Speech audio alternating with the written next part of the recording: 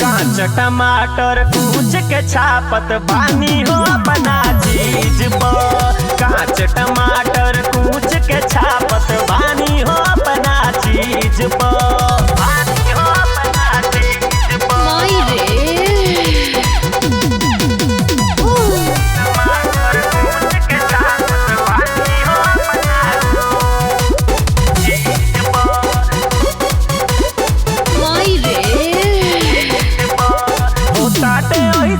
करम हो आवता हमरे शरम हो का करी घर तू बाड़ो ना हो जाता देहिया गरम हो जाता देहिया गरम हो खेला बेचैनी हमारा सबसे ज्यादा भोर में लागिल रगड़े दोनों गोड़ अपना गोड़ में रह जनी दूरा आवलेला पूरा माजा जवनिया के बीच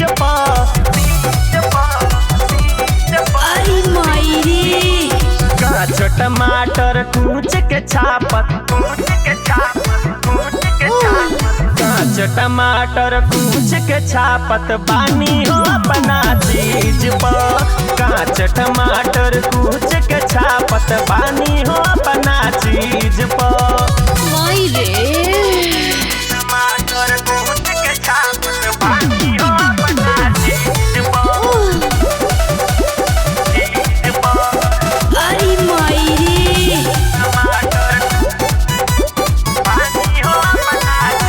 काहे के बोला चिखैला हो तू ही तमुहे लगैला हो कैसे भुलाइब जवन तू होते बसुखरी गैला हो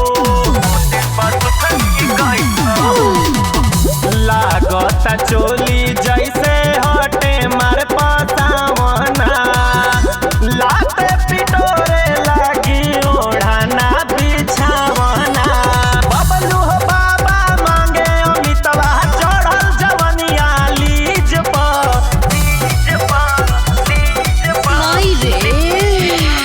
कांच टमाटर कूच के छापत